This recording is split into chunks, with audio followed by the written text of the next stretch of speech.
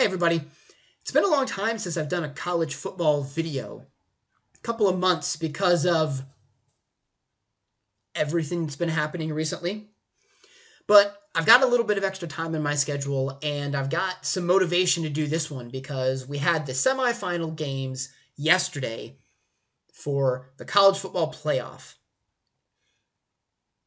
And I am very unhappy with the college football playoff. And I'm not the only one either, as I'll get to momentarily. In FBS, First Bowl Subdivision, college football, big time college football. That's the level where you'll see the Ohio States, the Texases, the USCs, the Michigans of the world playing. There are 10 conferences that all of those teams are divided into. And those conferences are split into two groups. There's the so-called Power Five, which are the schools that have the longest legacies of playing college football. They're the schools where many of the top players across the high school landscape go to. They are the teams that have the most money. They are the teams that have big TV deals, so on and so forth. And those conferences are the SEC, home of the likes of Alabama, Georgia, and Florida. The Big Ten, with Ohio State, Michigan State, and others. The ACC, home of Clemson and Florida State. The Big 12, home of Texas and Oklahoma and Ohio and Iowa State. And the Pac-12, home of USC, UCLA, and Oregon. But the other 5 conferences are broken off into what's known as the Group of 5. And they generally don't have as long of a history of playing college football as the Power 5 schools do. They're not as big of schools, they don't have as much money, and they don't recruit the top flight players coming out of high school the way that the Power 5 schools do. And those 5 Group of 5 conferences are the American Athletic Conference, which contains schools like Cincinnati and Central Florida, Conference USA, home of Marshall, North Texas and Florida Atlantic, as well as others, the MAC Conference, the Mid-American Conference, home of schools like Western and Central Michigan and the University of Buffalo, the Mountain West, home of schools like Boise State and Utah State, and the Sun Belt Conference, home of schools such as Appalachian State and this year's darling Coastal Carolina. I want to focus on one Group of 5 school in particular, and that's Cincinnati. Because of everything going on with COVID and the unequal start times of various conferences this year, there were some schools like Louisiana, Coastal Carolina, and Cincinnati that benefited by getting ranked higher than they normally would have if it was a normal college football year and all the conferences had started playing on the same weekend.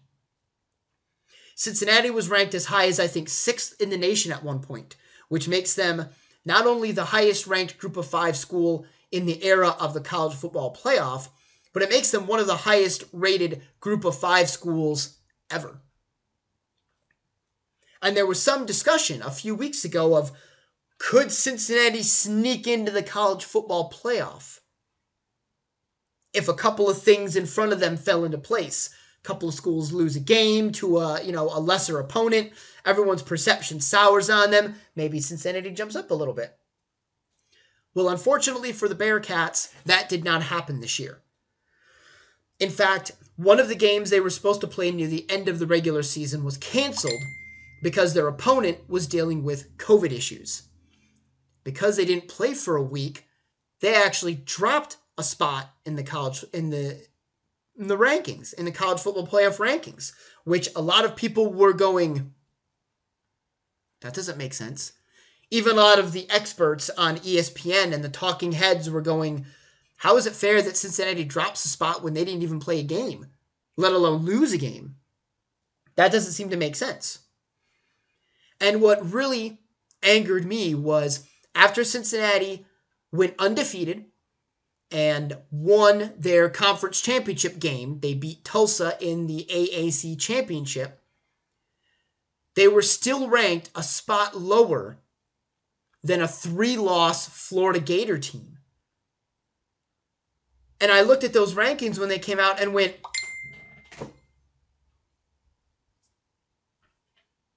what?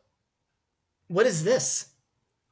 Florida has 3 losses, and yet they're still rated higher than an undefeated Cincinnati that won its conference championship. Now, defenders of that ranking will say, well, 2 of Florida's losses were to Alabama, the number 1 team in the nation, in the SEC championship game, and to Texas A&M, who at the end of the season was ranked 5th in the nation. So Florida had 2 losses to top 5 teams this season. So it doesn't look that bad because they had good losses to highly rated teams. Yeah, but their 3rd loss was to an unranked LSU team that I don't even think finished 500 this season. That's a bad loss. That's a very bad loss. That in and of itself should have pushed Florida a spot below Cincinnati. And I'm not the only one who's upset about this. Fox Sports' Joel Klatt, who is their college football guru, and he's the color commentator on the nationally televised games on Fox, from the inception of the playoff, he has been against expanding it. He has always said, you can't expand the playoff, you can't expand the playoff, you can't expand it. A couple of weeks ago, he came out with a video that said, you know what? We have to expand the playoff. And he wants to expand it to 16 teams. Now, it's pretty bad when one of the biggest cheerleaders of keeping the playoff at 4 teams is now saying, nope, push that bitch to 16. 16 teams is what we need in the playoff now. I have devised a playoff formula that I think is effective and that I think solves maybe not every problem college football is experiencing when it comes to crowning a champion, but it solves most of them. I believe that what you need to do is, since there are 10 conferences in Division I college football, so since there are 10 conferences, I think you copy the NFL's playoff model and you do a 12-team playoff.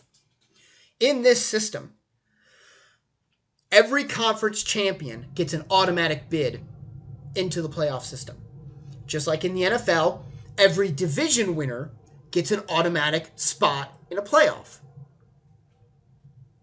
The final 2 spots are at-large bids. And how you figure out those 2 teams is the following. You take the 10 losers of those conference championship games. You take the 10 teams that were the runner-up, and you figure out their strength of schedule that they had for the season. And there, I don't have this fleshed out because I'm not a mathematician, but I think the way that you do it is you take not only the combined win-loss record of those teams' opponents throughout the season, but you look at those opponents' and look at their winning records. And you somehow combine all those together and come up with a formula to determine who's got the best strength of schedule, who faced the strongest teams throughout the regular season. Because I think it's not enough to just look at the strength of schedule that those teams faced. Let's say, for example, hypothetically, let's say Wisconsin and Ohio State played in the Big Ten championship game, and Ohio State won. In my system, Wisconsin still has a shot to get into the playoff, but you got to look at the win-loss records of their opponents they played throughout the regular season. But then you need to look at the win-loss records of their opponents' opponents. Because it's not enough to say, well, Wisconsin went, say, 10-3 over the whole season. They went 10-2 during the regular season. They won the Big Ten West, and they lost to Ohio State in the Big Ten championship game. You look at the win-loss record of all of Wisconsin's opponents to see, okay, but did they create that 10-2 regular season schedule by playing a bunch of really strong teams? Or did everyone they play stink? And even if they played really good teams, okay, were those teams good because they played strong teams, or were they good because they played crap teams? I think it's fair to take it to that next step because it eliminates a situation where a team has a good record, but they played garbage opponents.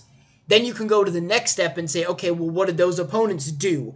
Were they crappy teams because they played crappy schedules? Or were they crappy teams because they played really, really good schedules? And that affects how highly rated Wisconsin's strength of schedule is going to be.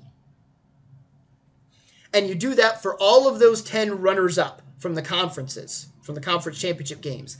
And the two teams that have the strongest strength of schedule, you put them in as the two at-large bids.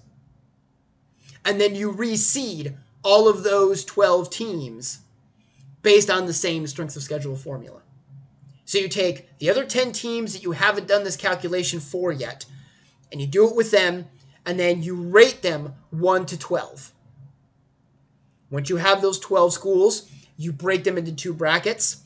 Probably the easiest way to do it would be just evens versus odds. So let's say after you do the strength of schedule calculations for all the conference champions, your top 3 teams are Alabama, Clemson, Ohio State, and Oklahoma.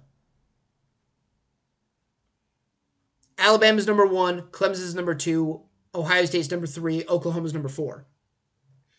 You take the two even-numbered schools, you take Clemson and you take Oklahoma, and then they become the number 1 and number 2 teams in a bracket over here, and then Alabama and Ohio State become the number 1 and number 2 teams in a bracket over here.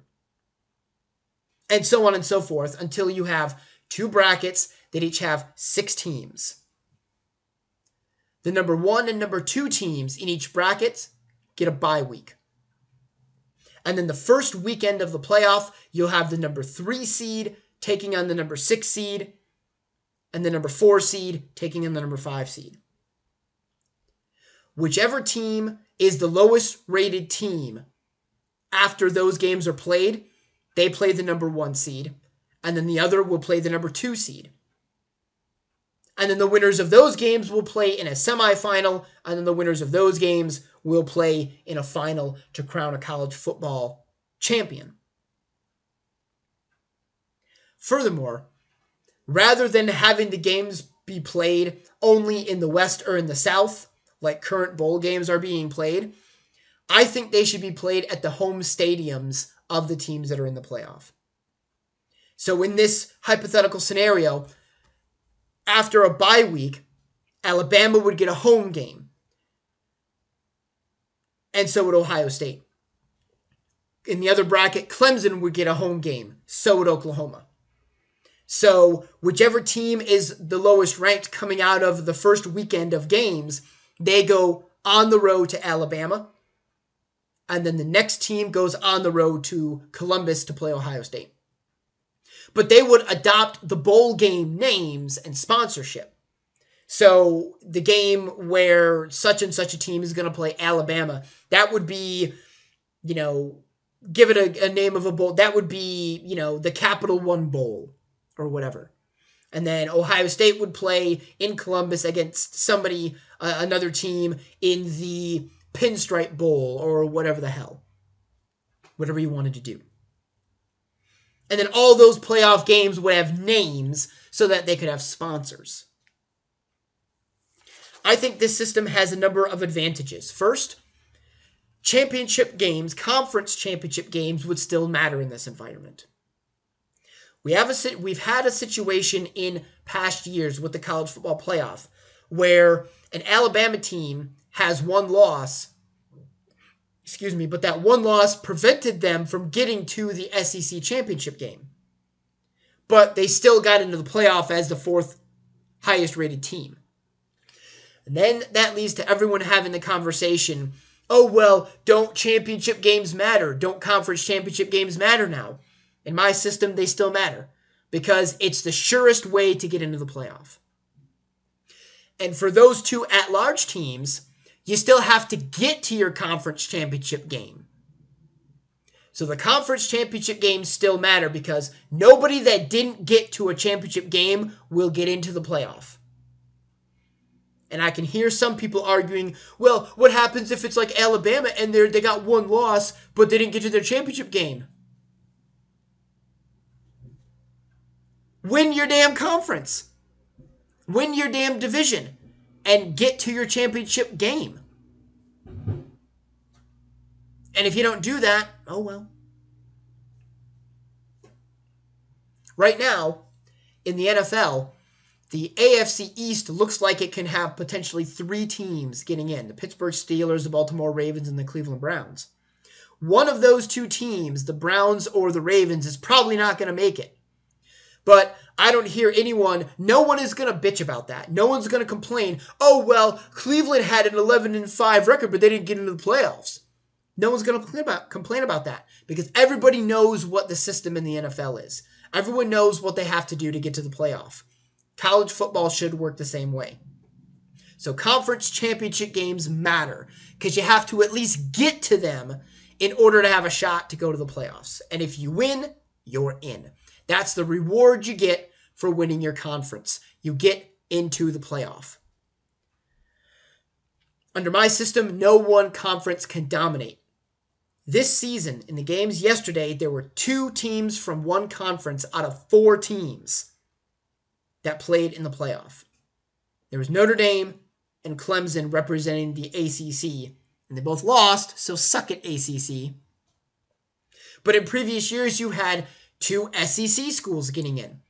And there's even been talk in more than one year that you could see 3 teams from a conference out of 4 coming from the same conference. In my playoff system, you'll have no more than 2. You'll have the 10 conference champs, and then 2 runners-up will get in. So you'll have 2 conferences that'll send you 2 teams out of 12. So you won't have a situation where you have a single conference dominating everybody. Because most of those conferences, 8 out of the 10 of them are going to send a single school. Ranking everyone and seeding everyone by strength of schedule and using strength of schedule to determine the at-large bids ensures that all games played throughout the regular season matter. One of the biggest complaints that Joel Klatt has had about expanding the playoff and giving automatic bids to conference champions is, well, then that means you're going to have a bunch of games in the regular season that won't matter. Because you'll have teams like Ohio State who will focus on winning the Big Ten East, because that ensures that they are in the Big Ten championship game. And being in the Big Ten championship game ensures that they at least have a shot at the playoff. And then winning their championship game will get them in. And then in their non-conference schedule, every team plays either 8 or 9 games within their conference, and they play 3 games outside of their conference. The worry from folks like Klatt is that, well, if you guarantee a conference champ an automatic bid into a playoff system, they're not going to schedule tough opponents on those 3 non-conference games. Because they know that the quickest and easiest route to the playoff will be win your division, which gets you into the championship game of your conference, and then you win that game, and then you're in. And so they're not going to care about the 3 non-conference games or the 4 non-conference games. They'll schedule a bunch of cupcakes that they'll just demolish easily. Not if strength of schedule will seed them lower if they do that. If Alabama plays 9 conference games and wins their division and wins the SEC, but they played a bunch of garbage teams in their 3 non-conference games, that's going to lower their strength of schedule and risks denying them a bye week and risks making them go on the road to play against a team that had a better strength of schedule. So what that will incentivize then are all the teams to play in their non-conference schedules. Probably at least 2 of those 3 games will have to be against highly rated tough opponents. Yeah, maybe you'll schedule one cupcake game, maybe in the second to last game of the regular season, right before you play your main rival. And then the week after that is championship game week. But the other two, you're going to want to schedule somebody tough. You're going to want to schedule someone that you think that will have a tough strength of schedule in their own right.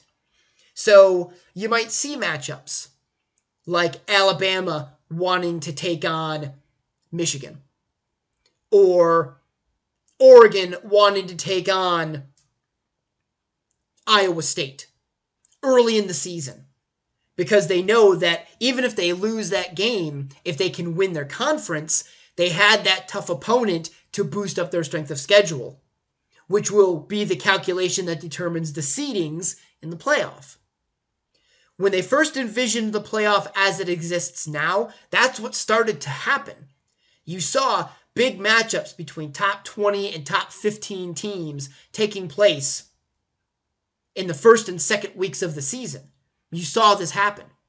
You saw LSU last year in the second week of the season go on the road and play Texas when they were both rated in the top 15. You saw this happen. I think you'll see it more with my system, because even if those schools lose that non-conference game, they can still recover, win their division, get to their conference championship game. And even if they lost, they still have that tough game as an arrow in their quiver to say, we should be in the playoff because we had a tough schedule.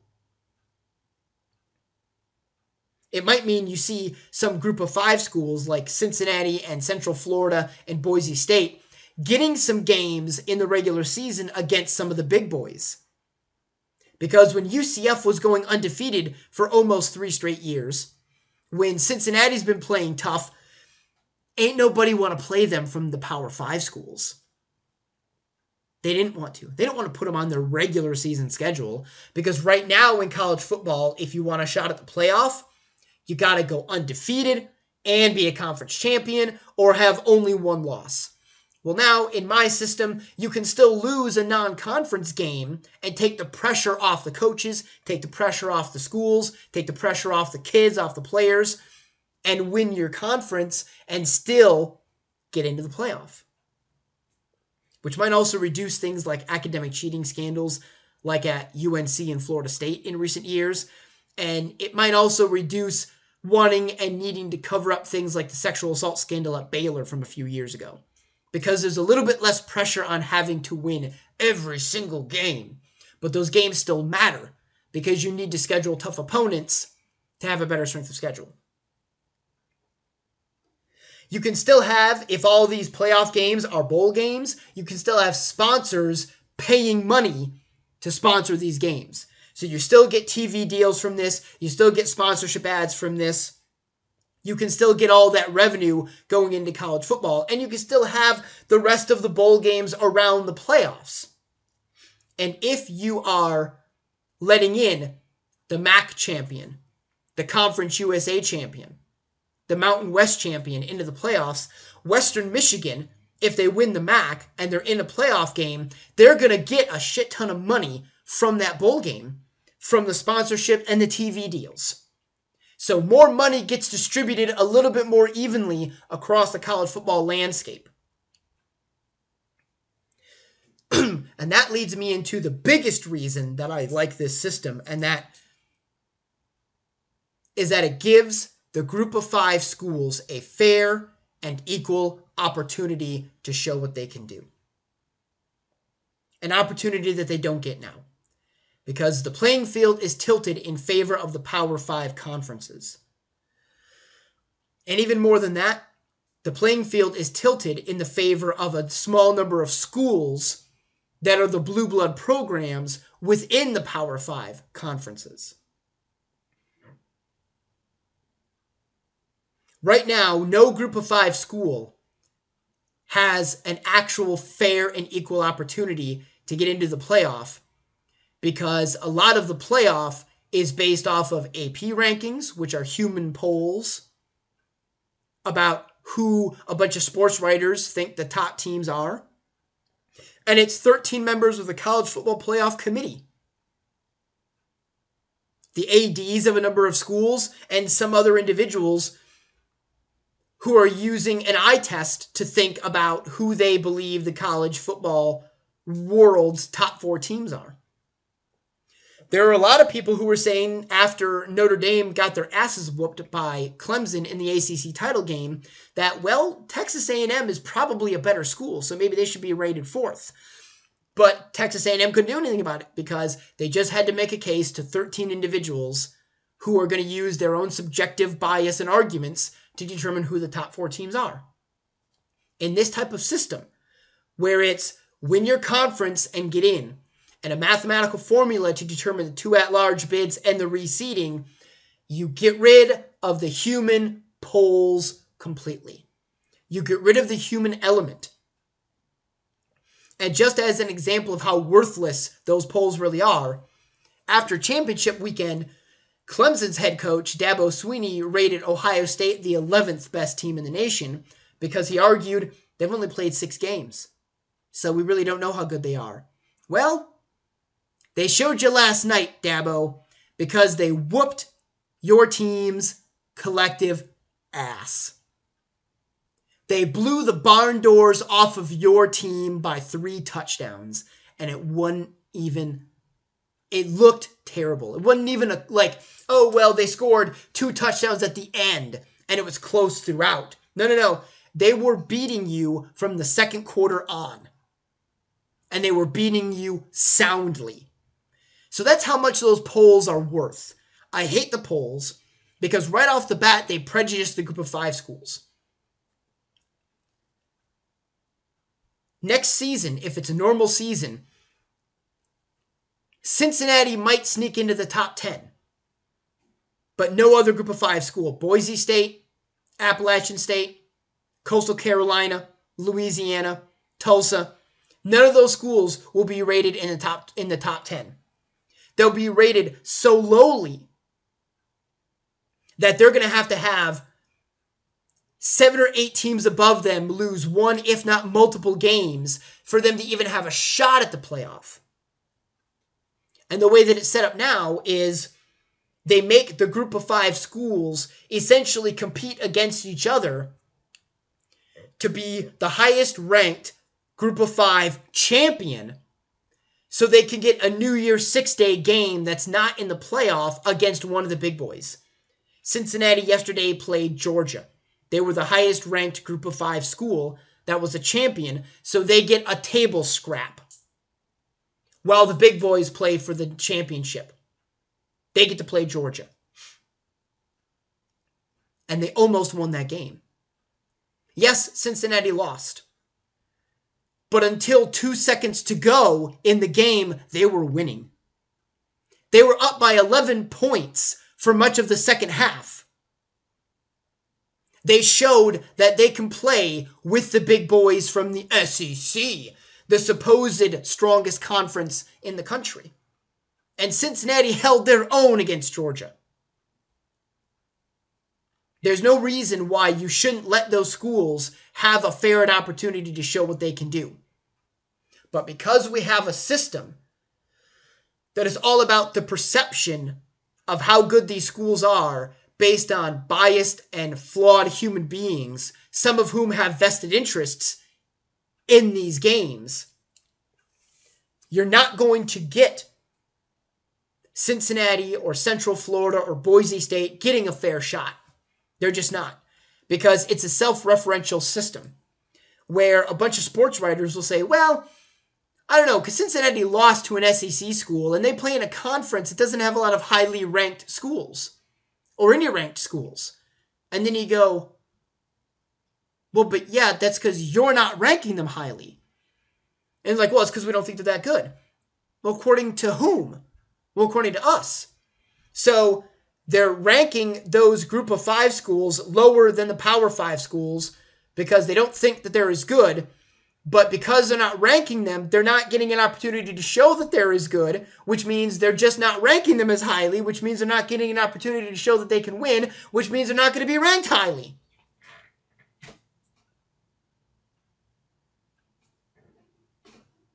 Really? What kind of bullshit is that? And then I have to sit here and listen to ESPN's talking heads say, well, people who are upset about Alabama and Ohio State and Clemson always being in the playoffs, they just don't like excellence. That's what it is. Motherfucker, what? No. No. My problem with the playoffs seeing the same four teams in it year after year after year isn't that I don't like excellence. It's that I don't like a structure that only allows a small number of teams to be excellent. What those who make that crap argument fail to realize is that the structure of college football is set up in a way that it protects the blue bloods, it protects the Power Five, and it will only allow a certain number of schools to actually be excellent and be good and win championships. I want a system that gives more teams a fair and equal opportunity to show that they can also be excellent.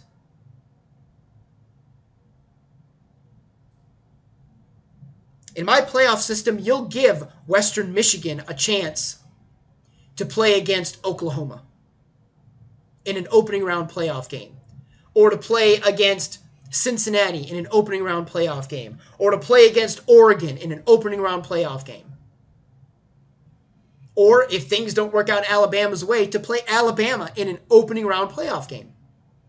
And yes, 99 times out of 100, Alabama is going to win that game, and they're going to win it handily.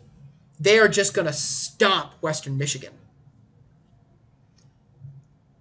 But the reason why you play the games and you don't just let a bunch of sports writers and a bunch of pollsters put down on paper who they think the best teams are and give the best one a championship is because there's always going to be that one time when something happens and Western Michigan wins that game.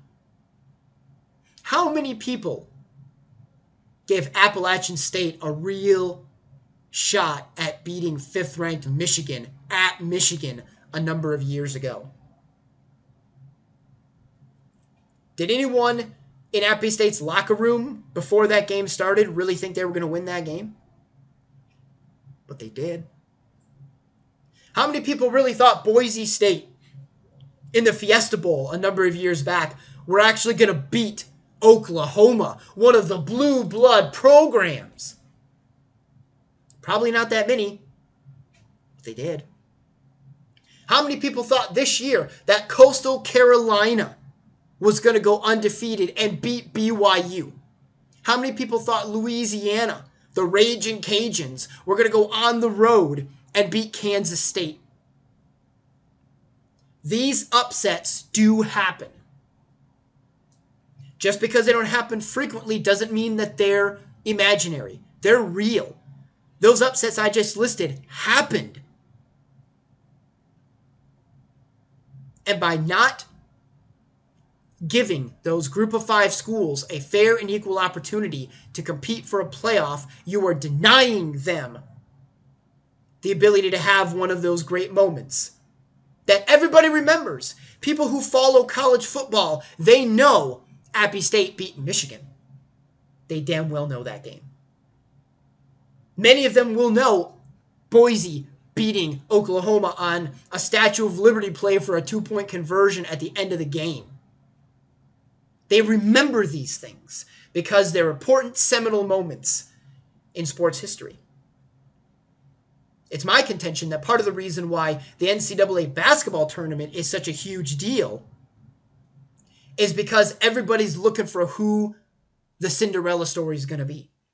Who's going to be the 15 seed that's going to make it to the Final Four and become legends in college football lore? Or college basketball lore, excuse me. In college football, the structure is set up to deny that opportunity. It's set up to only allow those traditional programs to win championships. That's why you always see Alabama and Clemson and Ohio State and Notre Dame and Oklahoma in these. It's not that those are just the best schools because they just do everything right. It's because the structure doesn't allow them to not win. That's how it is. And I think my system gives a much more fair and equal opportunity to let the Power 5 schools show what they can do. Again, yeah, on paper, whoever's coming out of, Conference USA, North Texas, yeah, okay, if they're going to go on the road to play Ohio State, yeah, they're probably going to get beat the vast 99% of the time. But again, the wonderful thing about sports is that you never know when an upset is on the horizon. You never know when, if this playoff system was implemented for this year, and COVID wasn't around, obviously, and North Texas was playing Ohio State, maybe Ohio State's quarterback, Justin Fields, gets tackled and he tears his ACL and he's out for the rest of the game. And maybe that changes the whole complexion of that game. And North Texas rises up and says, you know what? Everything in the playbook is on the table here. They throw trick play after trick play after trick play and hit them all, and they beat Ohio State by a field goal at the end of the game. It's a wonderful sports moment that everyone that's not an Ohio State fan is going to love. And everyone from the state of Michigan would love that situation. And you are denying the players for an underdog team that opportunity by structuring college football the way that it's structured. And my system eliminates that. It eliminates the human polls. It gives them a fair and equal opportunity. They won their conference. They're good enough to go into the playoff. And if they get stomped by Clemson, cool. They get stomped by Clemson. You know how many times in the NBA playoffs an 8 seed has beaten a 1 seed? To my knowledge, 0 times. But I don't hear anyone saying, well, the number 8 seed is just going to get stomped anyway, so we can just get rid of it and just do 6-team playoffs in the Eastern and Western conferences. I don't hear anyone ever making those arguments. They just let it go. They keep doing those playoffs because you never know. And college football needs to do better. So I think a 12-team playoff with conference champions getting the automatic bids, and then strength of schedule formula that doesn't have any human input in it whatsoever is used to determine the 2 at-large bids. You reseed them by that human-neutral formula. You do home games on the campuses of the respective schools. You still allow the bowl games and the TV deals to do the sponsorship. More money is distributed to more schools that way, and you let them play the games. You let them play the games. Because as Arizona State head coach Herm Edwards said one time, you play to win the game. You don't play to have a bunch of sports writers for the fucking AP tell you who the best team in the nation is. You don't play to have 13 random people, athletic directors of certain schools and certain conferences. And when the college football playoff, she's not on the playoff committee anymore. When the college football playoff committee was first created for the first time, former Secretary of State Condoleezza Rice was a member of the committee. What? What business does she have being on the... Well, she's a big college football fan is all I heard. Well, yeah, so am I. Do I get a spot on the college football playoff committee next season?